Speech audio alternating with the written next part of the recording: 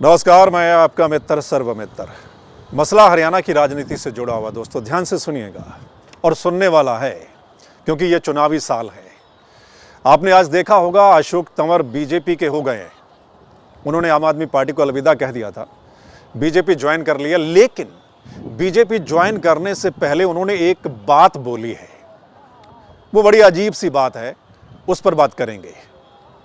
दूसरा, बीजेपी में शामिल होने के बाद हरियाणा के मुख्यमंत्री मनोहर लाल खट्टर ने अशोक तंवर को अपना भांजा बताया है। वो क्यों बताया है वो आपको दिखाएंगे और सुनाएंगे। और तीसरा, हम आपको दिखाएंगे कि कैसे जब नेता दल बदल करता है तो फिर एकदम से यू टर्न हो जाता है मामला, और जिस पार्टी की नीतियों को वो कुछ दिन पहले तक कोस रहा होता है, जिस पार्टी को कोस रहा होता है, और दल बदल करने के बाद किस तरीके से फिर तारीफ की जाती है, ये भी आपको दिखाएंगे। लेकिन सबसे पहले जो हमने कहा कि पार्टी में शामिल होने से पहले जो अशोक तंवर ने एक बात बोली है, मतलब क्या वो सही है, आप भी बताना।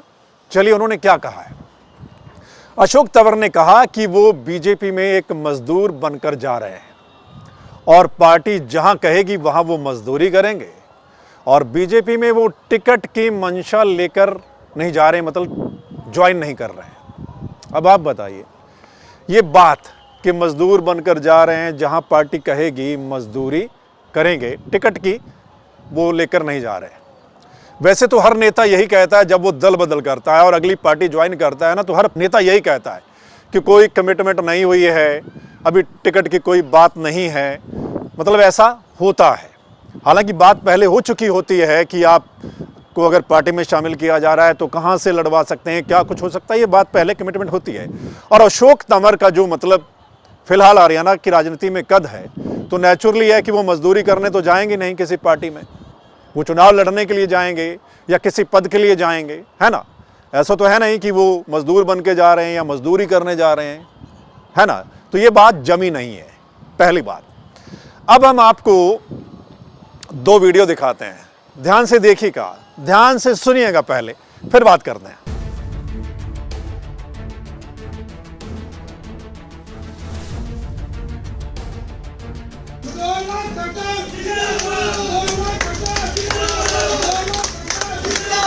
अशोक तंवर नाम है मेरा।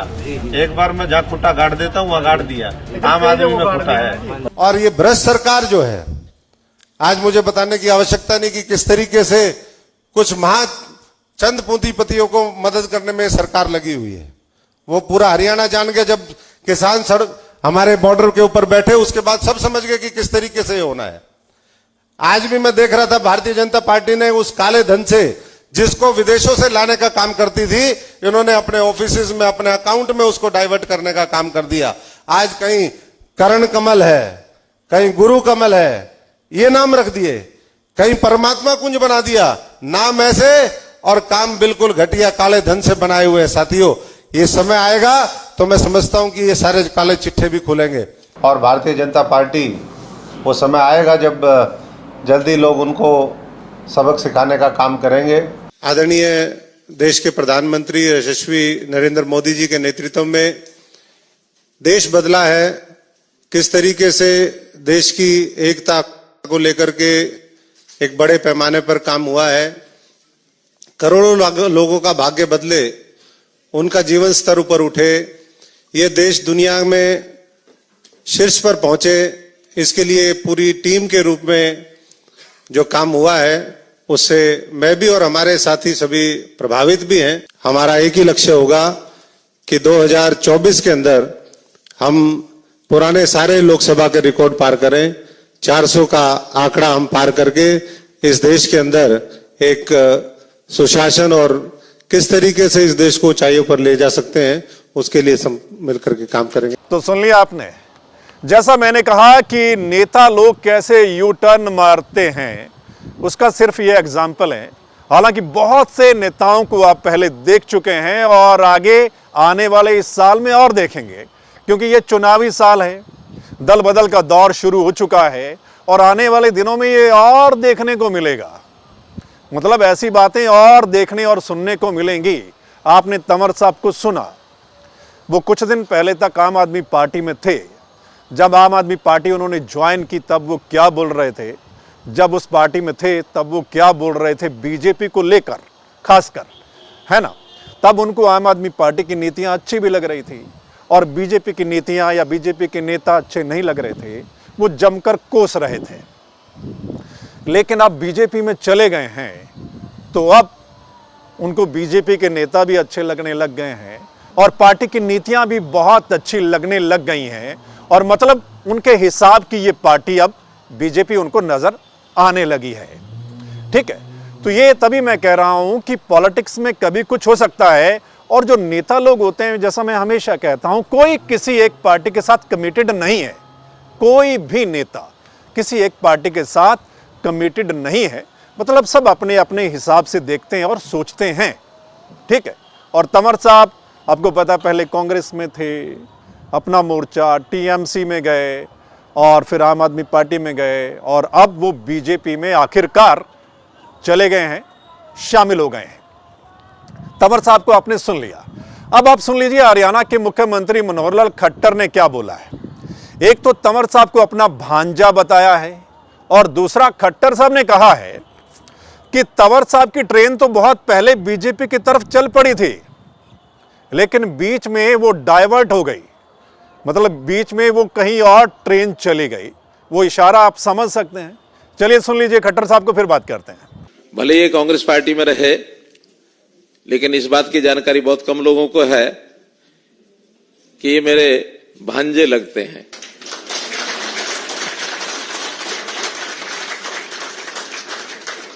इस मायने में कि इनके माताजी का जो गांव और मेरा गांव एक ही है, बनियानी गांव है।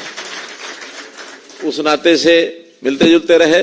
अब ये ठीक है कि अलग अलग जगह काम करते रहे, लेकिन मुझे बहुत कष्ट हुआ जब कांग्रेस पार्टी में रहते हुए और इनके ऊपर हमला तक किया गया, और किया कि इन्होंने कांग्रेस पार्टी के लोगों ने ही। उस दिन मुझे लगा कि जरूर मुझे इनकी चिंता तो करनी चाहिए, तो मैं इनका हालचाल पूछने गया। बहुत लोगों ने उस समय भी कहा कि आप इनको अपने साथ क्यों नहीं बुला लेते। मैंने कहा देखिए, हमारा तो बहुत खुला घर है, दरवाजे हर किसी के लिए खुले हैं। किसी का मन कर जाए तो उसको तभी आना चाहिए, खास करके दूसरी पार्टी के व्यक्ति को। अगर हम जबरदस्ती ले जाएंगे तो किसी का मन न लगे तो क्या दिक्कत आएगी। अंतोगत तो हमारी बातचीत भी होती रही और इनका मन वहां से तो उचाट हो ही चुका था। एक बार इन्होंने विचार भी किया कि ठीक है, मैं वहां से छोड़ के और आपके आता हूं। अब जैसे कोई ट्रेन होती है ना, ट्रेन एक स्थान से चल करके दूसरे स्थान पर जाती है तो गंतव्य स्थान पर पहुंचना होता है, लेकिन कभी ना कभी बीच में कहीं दूसरी लाइन उसमें से फट रही होती है और कांटा बदलने वाला गलती से कांटा बदल दे तो लाइन पर ट्रेन वहां नहीं पहुंचती जहां पहुंचना होता, वो किसी और स्टेशन चली जाती है। तो अप्रैल 2022 में इनकी ट्रेन कांग्रेस से तो चल पड़ी थी, पहुंचनी यहां थी, लेकिन वो कांटा बदलने के कारण से पहुंच गई कहां, आम आदमी पार्टी। तो उस समय हमें लगा कि गलत कदम इन्होंने उठा लिया, लेकिन अनुभव इनको अपने आप ही आना था, वो आ गया। तो सुना आपने, राजनीति में रिश्तेदारियां भी निकल आती हैं। जब कोई किसी पार्टी में जाता है तो रिश्तेदारियां निकल आती हैं, नई रिश्तेदारियां बन जाती हैं, और जबकि कोई किसी पार्टी को छोड़ के जाता है तो वो रिश्तेदारियां मतलब दूर हो जाती हैं। ठीक है, सो खट्टर साहब को आपने सुना कि वो तंवर को भांजा कैसे बता रहे हैं और कैसे वो बता रहे हैं कि खट्टर साहब की ट्रेन चली तो बहुत पहले थी बीजेपी की तरफ, लेकिन बीच में रूट डाइवर्ट हो गया और आखिरकार वो स्टेशन तक पहुंच गई इस चुनावी साल में। सो दोस्तों, हालांकि यही लग रहा था और कहा जा रहा था कि अशोक तंवर यानी कि जब बीजेपी ज्वाइन करेंगे दिल्ली में, उन्होंने बीजेपी के ऑफिस में बीजेपी ज्वाइन की, तो ये कहा जा रहा था और लग रहा था कि जो बीजेपी के अध्यक्ष हैं जेपी नड्डा, वो पार्टी ज्वाइन करवाएंगे अशोक तंवर के कद को देखते हुए। लेकिन जेपी नड्डा वहाँ मौजूद नहीं थे जब अशोक तंवर ने बीजेपी ज्वाइन की। वहाँ पर हरियाणा के मुख्यमंत्री थे, एक उनके राष्ट्रीय नेता जरूर थे। ठीक है, तो सबसे पहली बात, जो अशोक तंवर का फिलहाल कद था तो कम से कम बीजेपी के अध्यक्ष को जरूर ज्वाइन करवाना चाहिए था। दूसरा, तंवर साहब की बॉडी लैंग्वेज आज लगता है उनका साथ नहीं दे रही थी। तंवर साहब दबे दबे से, थोड़े डरे डरे से दिखाई दे रहे थे, लग रहे थे जब वो बोल रहे थे। दोस्तों, अब आगे की राजनीति अशोक तंवर बीजेपी में रहकर करेंगे। जिनके बारे में वो थोड़े दिन पहले क्या बोल रहे थे वो आपने सुन लिया है। अब अशोक तंवर, जैसा हमने पहले बताया कि हो सकता है कि वो अंबाला कॉन्स्टिट्यूंसी से चुनाव लड़ लें लोकसभा का।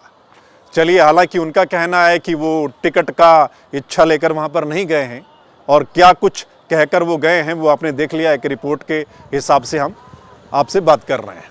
देखना होगा आगे अशोक तंवर का क्या कुछ होता है, जो कई पार्टियों में घूमकर और आखिरकार बीजेपी में चले गए हैं।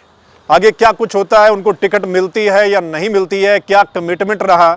लेकिन तंवर का कहना था कि उनके जो तमाम समर्थक हैं वो भी उनके साथ बीजेपी में जा रहे हैं और अशोक तंवर अपने कई साथियों के साथ वहां बीजेपी के ऑफिस में पहुंचे थे। देखना होगा हरियाणा की आगे की राजनीति में अशोक तंवर की भूमिका क्या रहती है और बीजेपी उनकी भूमिका क्या तय करती है, सिरसा से या अंबाला से, या फिर लोकसभा का नहीं, आगे विधानसभा में मौका मिलेगा या कुछ और। खैर, ये वक्त बताएगा। लेकिन दोस्तों, आपका क्या कुछ कहना है आप जरूर बताइएगा। आपने इस चर्चा में, इस रिपोर्ट में 2-3 वीडियो देखी हैं और आपने उनको सुना है। क्या कुछ कहेंगे आप जरूर बताना कि राजनीति में कब क्या हो जाए और नेताओं के विचार कैसे बदलते हैं और एक ही दिन में बदल जाते हैं। यह भी आपने देखा और सुना होगा और आगे और देखने और सुनने को मिलेगा, क्योंकि मैं हमेशा कहता हूं कि राजनीति में कभी भी कुछ हो सकता है और ये चुनावी साल है, दल बदल का दौर और मौसम शुरू हो गया है और आगे आगे देखिए होता है क्या। अपनी राय जरूर रखिएगा कमेंट करके इस वीडियो के नीचे। और अगर ये रिपोर्ट आपको ठीक लगी तो आप इस रिपोर्ट को शेयर कर सकते हैं, इस चैनल को लाइक फॉलो कर सकते हैं। फिर मिलते हैं अगले मसले के साथ। तब तक के लिए नमस्कार, आदाब, सत श्री अकाल, राम राम।